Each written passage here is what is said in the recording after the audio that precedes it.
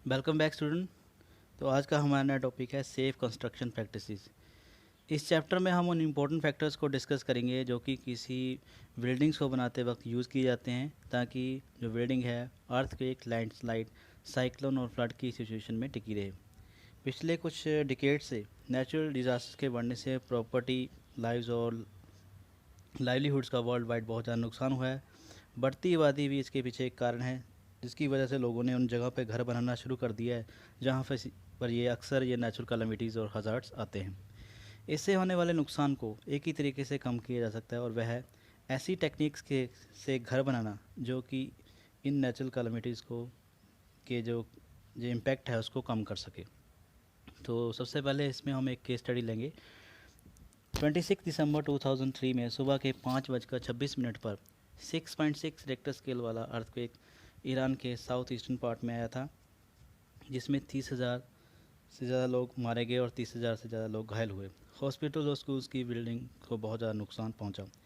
इसी तरह का सुपर साइक्लोन उड़ीसा में अक्टूबर 29 1999 में, जिसमें 270 से 300 किलोमीटर पर आवर की हवाओं के साथ 3 दिन तक बहुत ज़्यादा बारिश होती रही और इसमें लगभग 7 लाख इमारतें पूरी तरह से डैमेज हो गई और 13 लाख इमारतों को कुछ हद तक नुकसान पहुंचा। तो नेक्स्ट हम एक और केस स्टडी लेंगे। इसी तरह से 23 दिसंबर 1973 में सेंट्रल अमेरिकन देश निकारागुआ में अर्थक्वेक आया, जिसका रेक्टर स्केल 6.2 था और इसका जो एपिसेंटर था वो राजधानी मनागुआ में था। इसका सबसे ज़्यादा जो इम्पैक्ट था वो घनी आबादी वाले इलाकों में देखने को मिला, जो कि लगभग 27 स्क्वायर किलोमीटर था।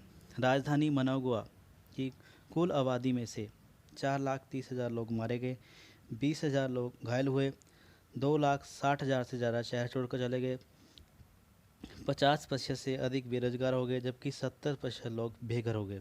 देश की 10% इंडस्ट्रियल क्षमता में जो इंडस्ट्री थी वो डैमेज हो गई, 50% economic property, 70% government services effect हुई। ओवरऑल जो डैमेज था वो $845 मिलियन था। नेक्स्ट टॉपिक है ग्राउंड मूवमेंट्स। तो इसमें हम देखेंगे कि किस तरह से जो अर्थक्वेक है वो बिल्डिंग्स को डैमेज करता है। तो सबसे पहले इसमें है ग्राउंड शेकिंग। मींस जब ग्राउंड का आगे पीछे हिलना, जो कि भूकंप के पैदा होने वाली जो वेव्स हैं उनसे पैदा होता है। सेकंड है सॉइल फेलियर, मिट्टी का लिक्विफिकेशन। मीन जो जब एक्सेसिव प्रेशर जो है ग्राउंड के ऊपर पड़ता है तो मिट्टी की जो सॉलिडिटी है वो ख़त्म हो जाती है। थर्ड है सरफेस पे दरारें आना। मीन्स वेव्स के आने से, मीन जो अर्थक्वेक की जो वेव्स हैं, तरंगे जब उड़ती हैं तो उससे सरफेस पे दरारें आ जाती हैं, वर्टिकल शिफ्ट बन जाती हैं। नेक्स्ट है टाइडल वेव्स, जिसके बारे में आपने पढ़ा, जिनको सुनामी वेव्स भी कहते हैं, जो कि अर्थक्वेक के आने से बनती हैं। नेक्स्ट है इफ़ेक्ट ऑन बिल्डिंग्स। बिल्डिंग्स के ऊपर इसका इम्पैक्ट किस तरह से होता है। ग्राउंड सरफेस की बैक एंड फोर्थ मोशन की वजह से इमारत का नीचे वाला हिस्सा हिल जाता है, जबकि ऊपर वाले हिस्से में कोई मूवमेंट ना होने की वजह से रेस्ट पोजीशन में रहता है, जिससे इमारत की बीच में से टूटकर अलग हो जाती है या डिफॉर्म हो जाती है, या उसकी शेप बिगड़ जाती है। प्रोटेक्शन वेयर क्या है, इसको कैसे कम किया जा सकता है। मीन्स इसको कम करने का एक ही तरीका है कि हम ऐसे इंजीनियरिंग स्किल्स का यूज़ करें जिससे कि जो इमारत है वो आसानी से भूकंप के प्रति जो है रेजिस्टेंट बन जाए। तो सबसे पहले इसमें है बिल्डिंग कॉन्फ़िगरेशन। तो सिंपल रेक्टेंगुलर प्लेन में इमारत को बनाना चाहिए। इससे जो है इमारत मजबूत बनती है और अर्थक्वेक रेजिस्टेंट भी बनती है। लंबी दीवारों को, मीन्स अगर कोई दीवार लंबी है तो उनके बीच में कंक्रीट डालने चाहिए, कंक्रीट पिलर्स डालने चाहिए, जिससे सपोर्ट हो जाती है और इमारत मजबूत बन जाती है। लंबी इमारतें जिनकी शेप टी, एल, यू और एक्स शेप में होती हैं, उनमें रेक्टेंगुलर ब्लॉक जो है गैप में डालने चाहिए, जैसा कि आप पिक्चर में देख पा रहे हैं। नेक्स्ट टॉपिक है कंट्रोल ऑन ओपनिंग वॉल्स। जैसा कि आप पिक्चर में देख रहे हैं कि दीवारों की खिड़कियां और दरवाजे साइज में छोटे होने चाहिए। जैसे यहाँ पे यार मैंने से दिखाया गया है कि किस तरह से जो दीवारें हैं उनमें जो खिड़कियां हैं वो ज़्यादा नहीं होनी चाहिए और सेंटर में होनी चाहिए, किनारों पे नहीं होने चाहिए। ज़्यादा बड़े दरवाजे खिड़कियाँ होने से अर्थक्वेक के दौरान दीवारें टूटने का खतरा बना रहता है। और साथ में ये दरवाजे खिड़कियाँ दीवारों के किनारे पर नहीं होनी चाहिए। जैसे ये बिल्डिंग में आप देख पा रहे हैं कि ये जो खिड़कियाँ हैं वो बिल्कुल एज के ऊपर हैं, जिसके कारण अक्सर ये चीज़ें भूकंप के दौरान बहुत ज़्यादा नुकसान करती हैं। नेक्स्ट है रीइंफोर्स्ड कंक्रीट बैंड्स इन मैसनरी बिल्डिंग। मींस चिनवाई वाली जो मिस्त्री वगैरह बनाते हैं उन बिल्डिंग्स को कहते हैं मैसनरी बिल्डिंग।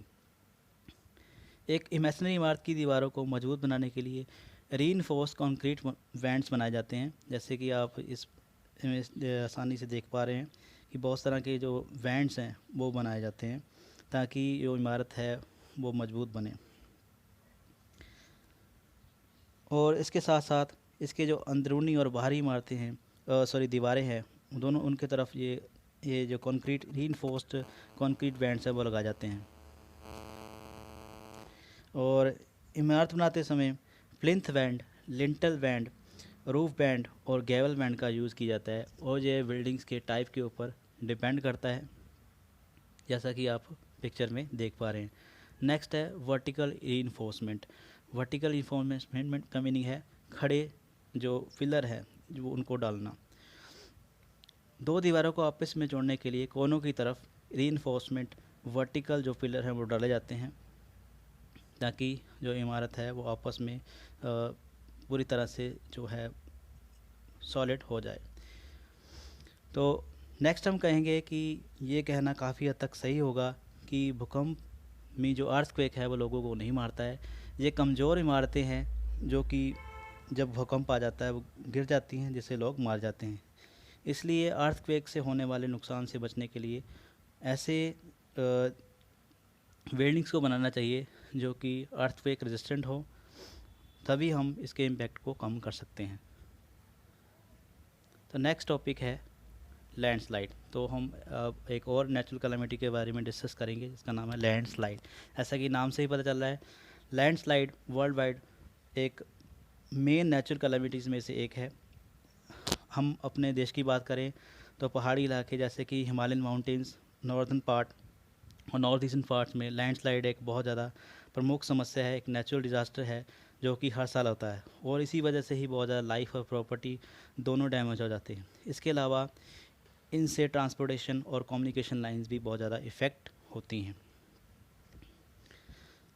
तो लैंडस्लाइड में और ऐसे कौन कौन सी चीज़ें होती हैं, जैसे लैंडस्लाइड हो जाता है मीन्स मिट्टी का जो एक पहाड़ी का एक जो हिस्सा है वो सॉइल इरोजन की वजह से टूटकर अलग हो जाता है। पत्थर गिरना, कई बार पत्थर भी चट्टानों से जो पत्थर अलग होकर गिर पड़ते हैं। कचरे का स्लाइड करना, कचरा भी गिर पड़ता है। चट्टानों का लुढ़कना आदि, जिससे बहुत ज़्यादा रोड्स डैमेज हो जाते हैं। तो एक और केस स्टडी लेंगे। 2002 में नेपाल के जो ईस्टर्न इलाके थे उनमें भारी बारिश हुई, जिसके कारण लैंडस्लाइड और फ्लैश फ्लड्स आए, जिसमें 419 से ज़्यादा लोग मारे गए और 105 लोग घायल हो गए। 53,152 से ज़्यादा परिवार जो है इसमें इफ़ेक्ट हुए। 19,485 घर नष्ट हो गए और 47 डिस्ट्रिक्ट्स मीन 47 ज़िलों में इसका जो इम्पैक्ट है वो देखने को मिला। तो इस तरह से हम देखते हैं कि जब कोई पहाड़ी इलाकों में इस तरह की जो लैंडस्लाइड होते हैं उनसे बहुत ज़्यादा जो डैमेज हो वो होता है। नेक्स्ट है factors that cause landslide. Means ऐसे फैक्टर जिनकी वजह से लैंडस्लाइड होता है। तो इसमें हम देखते हैं नेचुरल फैक्टर्स, मीन्स जो कुदरती जो घटक है उसमें किस तरह से जिम्मेवार हैं। सबसे पहले है इंटेंसिटी ऑफ रेनफॉल। ये रेनफॉल की इंटेंसिटी के ऊपर डिपेंड करता है कि कितना रेनफॉल वहाँ पे हो रहा है। बारिश हो रही है तो इसका बहुत ज़्यादा पॉसिबिलिटी है कि वहाँ पे लैंडस्लाइड हो सकता है। स्टीप स्लॉप्स मीन्स ढलानें कितनी खड़ी हैं। अगर तीखी ढलानें होगी, बारिश ज़्यादा होगी तो भी जो है लैंडस्लाइड होने का खतरा बना रहता है। ढलानों का स्टिफ होना मीन्स सख्त होना। अगर ढलानें स्टिफ होंगी तो वहाँ से अक्सर जो है जो लैंडस्लाइड होने की पॉसिबिलिटी होगी। चट्टानों का टूटना, चट्टानों की टूट, वेदर्ड का मीनिंग होता है टूटना, मीन्स एक्सेसिव टेम्परेचर और बहुत से ऐसे फैक्टर्स होते हैं जिसकी वजह से अक्सर चट्टानें जो हैं टूट जाती हैं, और जब बारिश आती है, लैंडस्लाइड होती है, तो ये टूटकर जो है ज़मीन के ऊपर आ जाती हैं। ग्रेविटी फैक्टर, ग्रेविटी फैक्टर के कारण भी जब सॉइल्स की लेयर्स अलग हो जाती हैं और जिससे जो है लैंडस्लाइड होता है। सिस्मिक एक्टिविटी मीन्स अर्थक्वेक के कारण भी लैंडस्लाइड हो सकता है।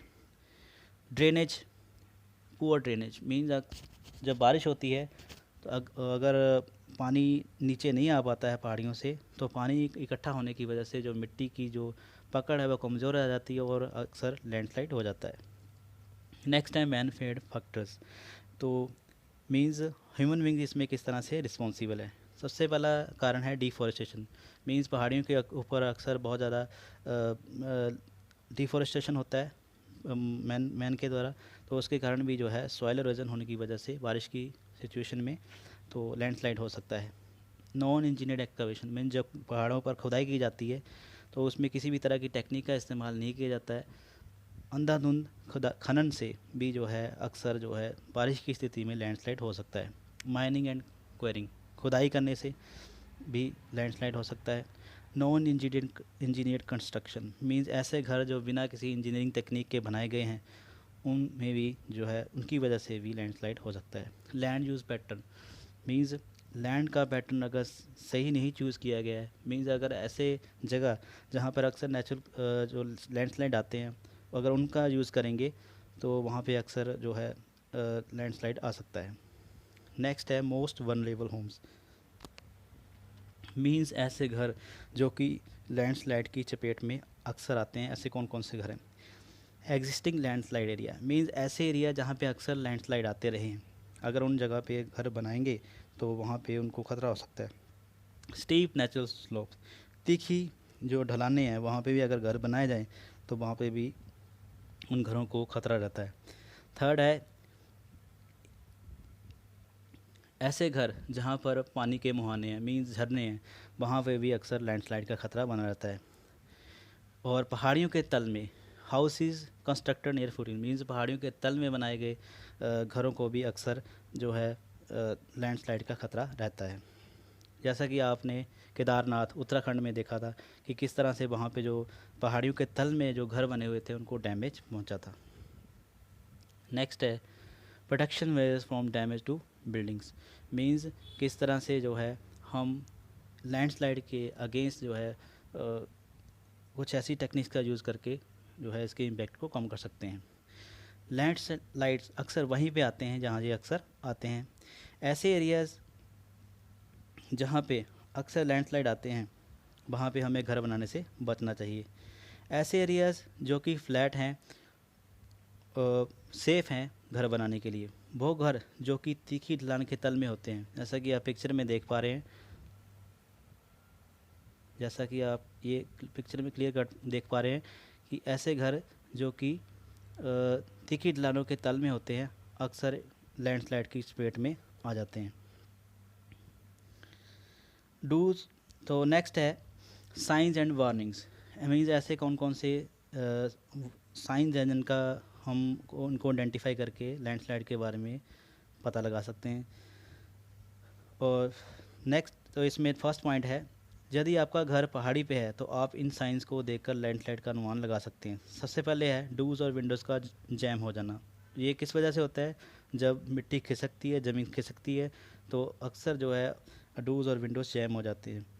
प्लास्टर, ईंट और नींव पर दरारें, ज़मीन जो क्रैक है वो दिखाई देने लगते हैं। अंडरग्राउंड यूटिलिटी पाइप जैसे कि इलेक्ट्रिक वायर्स हैं, प्लम्बिंग लाइंस हैं, वो डैमेज हो जाती हैं। बाड़े वाली तारें मीन जिनके ऊपर बाउंड्री की जाती है, बाउंड्री करने वाली जो तारें होती हैं, पोल्स और ट्रीज़ का झुकना या सरकना, ये भी एक लैंडस्लाइड का एक जो आने से पहले एक लक्षण है।